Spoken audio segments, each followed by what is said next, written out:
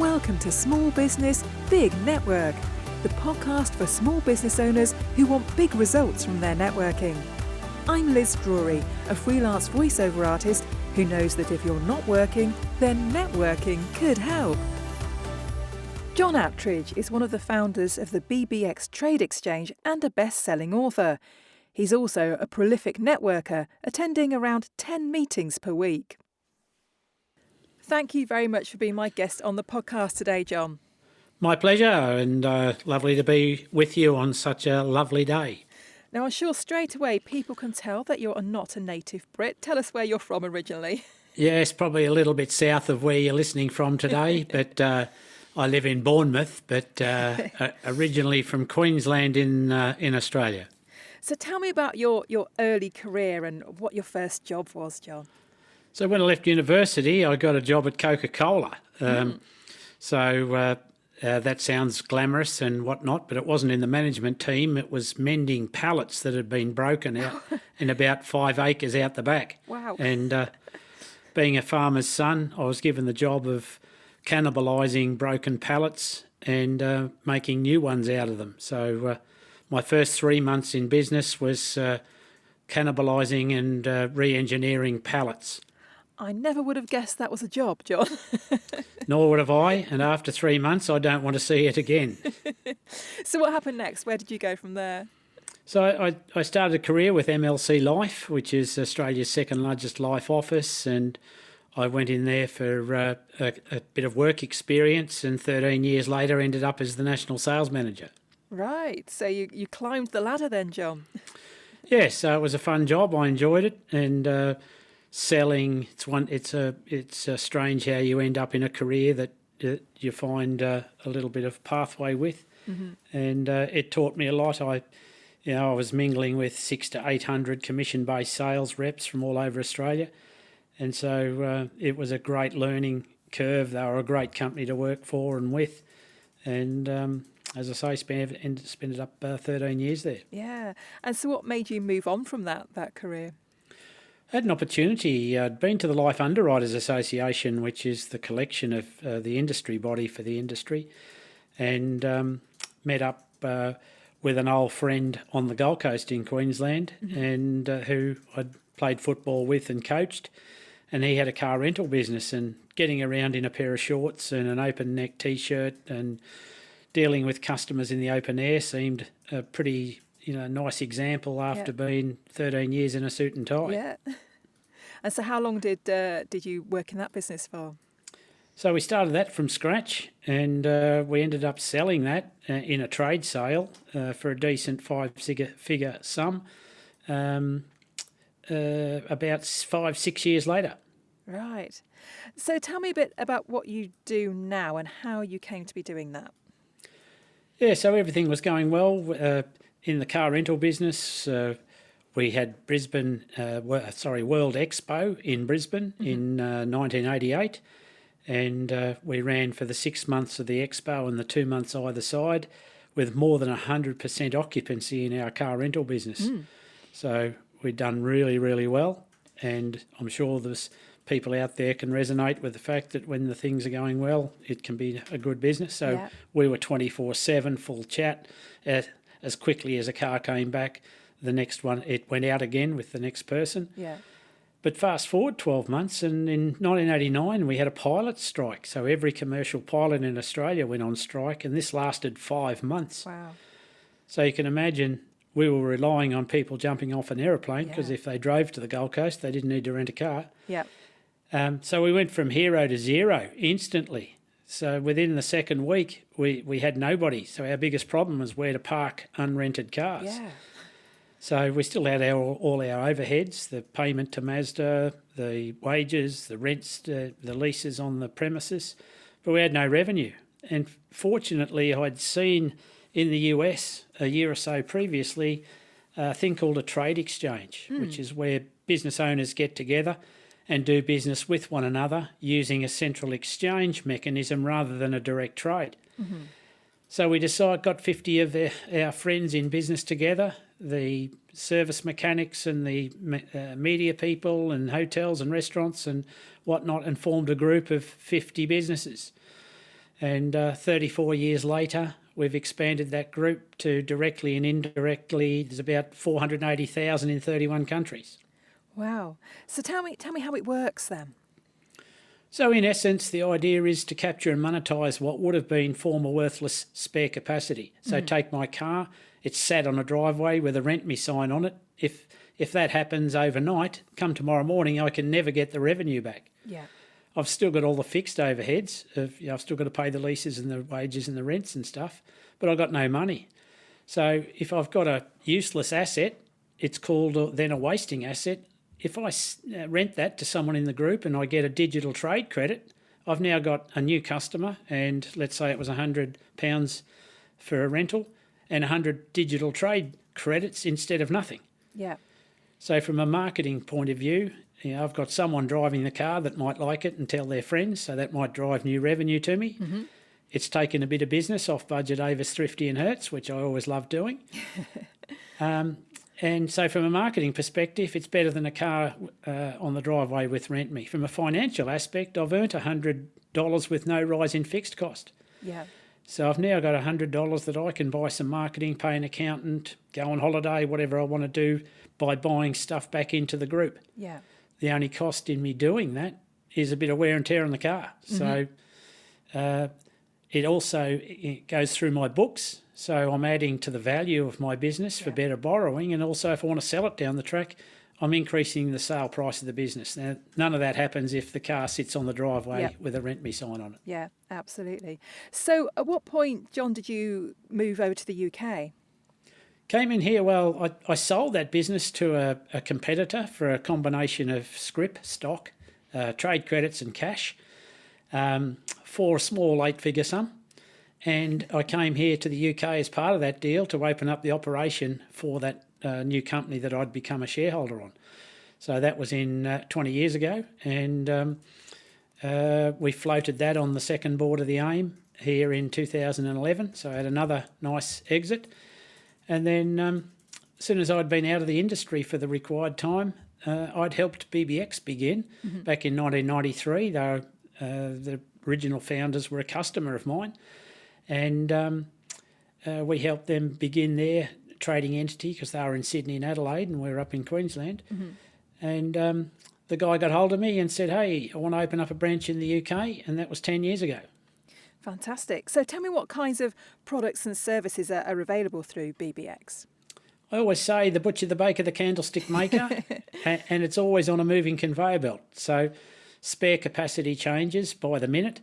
So a hotel might have 30 rooms tonight and none tomorrow. So it's everything really, Liz, from hotels, restaurants, tourist type stuff to mechanics and professionals, lawyers and dentists and all that sort of stuff, to tradespeople, to wholesalers and manufacturers, retailers, media.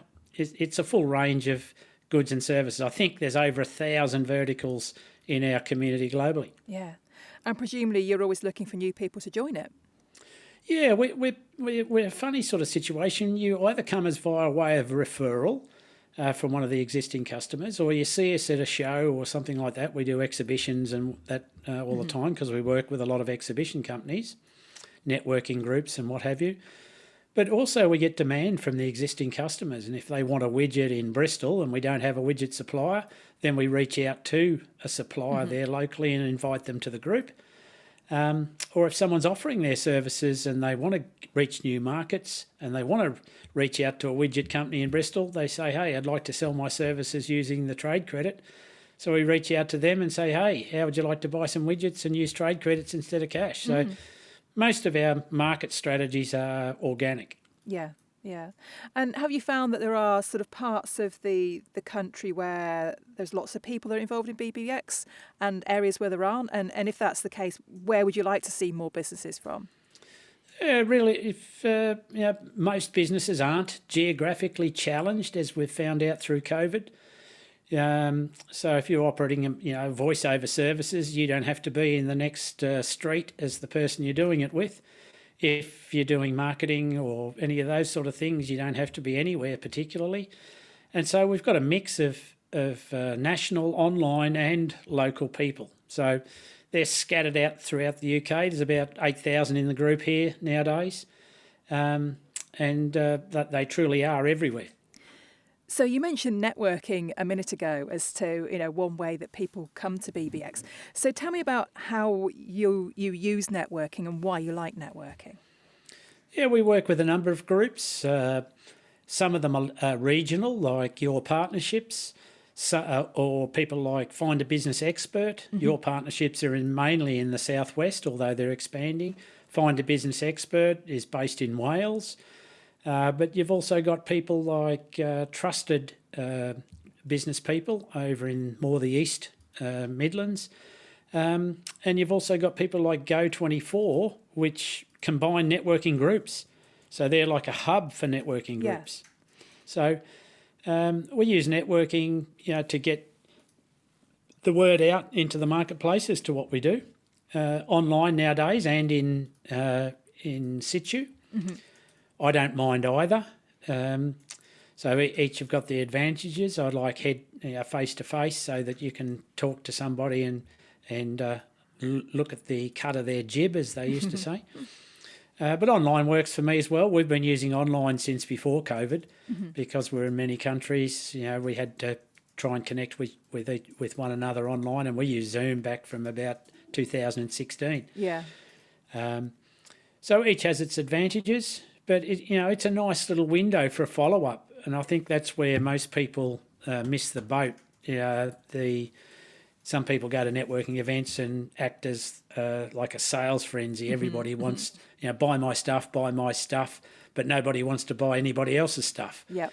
and that never works. So we use networking as an introduction mechanism. If we like the person, if there's a fit of some kind, then we usually connect with something like LinkedIn.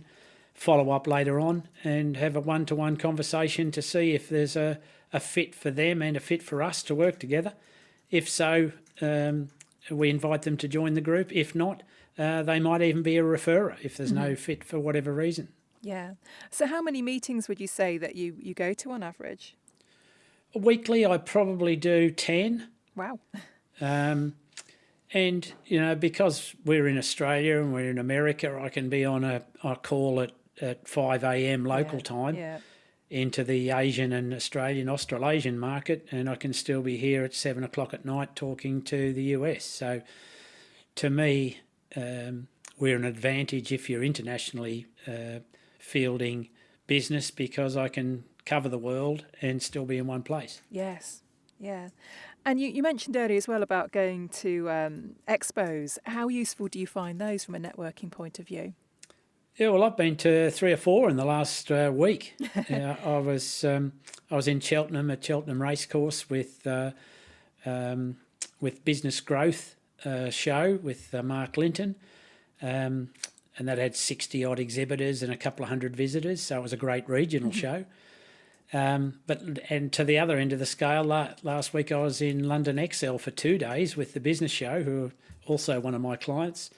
And there was 700 exhibitors and 20-odd thousand attendees over 2 days. So each of those shows has their advantages and disadvantages. But overall, we find that we get, great connections, great introductions. And, well, at both shows, we had around 20 customers were also exhibitors because we helped the exhibition themselves. So it's a great chance to not only catch up with existing contacts and clients, but also to meet new ones. Yeah, absolutely. So let's have a chat now about your book. Tell me about how you came to write a book and what it's about. Yeah, well, that's a leading question. I must get round to actually publicising it. We're in the throes of doing it now, but I wrote it last year, and it's called Business Blunders and Bloody Great Ideas. It's gone to number 1 in 4 countries. It's an Amazon bestseller, a proper one. Yeah. But it's the story, Liz, of why 50% of people in business survive despite their best efforts not to, and the rest fail. So it's a collection of observations, ideas, insights, case studies, actual stuff that I've been and encountered because, I'm in a pretty unique position having worked with hundreds of thousands of small to medium-sized business owners over the last 34 years. I've seen some bloody great ideas, and I've also seen some whacking blunders. So the book is a collection of those stories. I've also got 101 little snippets from business contacts I've made, because the unsung hero of a trade exchange, other than buying and selling, is the connections you make. Yeah. And I've met some really interesting people, and the book shares a few of the ideas that I've got through that, plus some of the observations I've seen where people have made good, bad and indifferent strategies in trying to grow, scale and exit a business. And so what was it that actually prompted you to put all this down? Well, I'd been badgered for about 10 years at least, and people had talked to me. I'd speak at business shows and networking events, and people say, "Oh, John, I love the stories. Why don't you get a book?" And it was just so tiresome and labour intensive, and I was busy doing a lot of things. I just didn't get any time to do it. So I came across one of my clients called Steve Foster, and he has a group called One Golden Nugget. There's 1,000 people that have run and exited decent sized businesses, and he got 1,000 with 1,000 quotes and put them into one book. He became a publisher, and he said, "John, I've got this great idea. We could capture all these chapters in Zoom calls, and we can record the Zoom call, and then I can let my back end go away and edit and format and do all the spelling and whatnot." And I thought, oh, that's a great idea. So we did hours and hours and hours of Zoom calls. Yeah. They all got recorded and transcribed, and lo and behold, it ended up as a book. So the hardest part for me was all the formatting and the time to sit down there writing it, and that was taken away by Steve and his group. Brilliant idea. So can you share with us some of the blunders and the great ideas that are in there? Perhaps I'll give you a couple of both. One of my favourite is just before COVID, I was driving down the road here in Bournemouth, and I came across this sign that says, "Under new management, come and try our outdoor pizza." And it was a business called the Pear on Parley. Sorry, Pear on Parley, if you're listening. So I drove up the driveway, thought, we'll try this pizza oven. I got my wife and 2 adult children in the back, and we came in, we had a lovely meal. It came to about £100, and walking out the door, and I said to my wife, "They've made 3 of the biggest blunders ever." And she said, "What? Why? What was wrong? It was lovely." I said, "Yeah, everything was great. But that's blunder number 1, they haven't got a clue who we are." Now, to this day, we still haven't been back. And we had a great experience. Yeah. So they didn't do any data capture. That was blunder number 1. Blunder number 2, because they didn't do any data capture, they didn't ask us what motivated us to come up the driveway today. So not why did we like the food, or did we like the food, or some equally dumb question. It was, what was the motivation? Now, if they knew the motivation, they could apply that to their marketing and increase their marketing reception rates. And then the third thing they didn't do was give us an invite to return. So my wife likes Marlborough Sauvignon Blanc wine. And so, they could, and that was like £28. And I know that only cost 5, 6, 7 max at the wholesale. Yeah, yeah. So they could have said, come back and bring a friend, and we'll give you a free bottle of Marlborough Sauvignon Blanc. That's 28% discount and value to me, but it only cost them £5 or £6. Yeah. So there's a quick example of someone that is surviving despite their best efforts not to. So where is your book available from, John? Well, it's on all the good stores, but there's the Nugget store, which is onegoldennugget.com. But you'll see it on all the stuff if you just Google business blunders and bloody great ideas, or look it up on my LinkedIn profile. If you just put my name into Google and put business blunders and bloody great ideas, the two will come together. Brilliant. So just one last thing I want to ask you about, John, because my dad is a massive cricket fan, so I don't ask you about this. Tell me about your cricket umpiring and how you got involved in that. Yeah, so I played for a number of years, and in 2001, the short story is I got suspended as a player, and part of my punishment is that I had to undertake an umpiring course. Oh, right. For having stern words with the umpire, which were uncalled for, of course. So I took up umpiring, actually retired from playing, and then loved umpiring so much I became a far better umpire than I was a player, and ended up for over a decade on the ECB D list panel here, doing first class, second 11, minor counties, Premier Leagues and whatnot. Umpired in a few countries throughout the world. Met some interesting players, including Glenn Maxwell and Travis Head, who were in the recent Australian winning World Cup team. Brilliant. I love that story. So you were a naughty boy and then found your way to umpiring through it. That's it. Yeah, my punishment was poacher come gamekeeper and into the fray. So I really enjoyed it. As I say, I had nearly 20 years of umpiring and at decent level, and umpired some countries like Namibia and Kenya and UAE and Scotland and Ireland and places like that. So not the test level, but the one down. Yeah, fantastic. Love it. Okay, so you've told us how to find your book. Just finally then, John, if people want to find you, what's the best way for them to get in touch with you? LinkedIn, Liz, is probably the best way. It's got all my contact details there. So just John Attridge, if you Google me and put BBX next to it, it should come up as number 1 on LinkedIn. Lovely. Well, thank you very much for being my guest. I've really enjoyed talking to you. And me too. Thanks for listening to Small Business, Big Network. If you found this podcast useful, please do rate, review and subscribe. And don't forget to share it with the rest of your network too.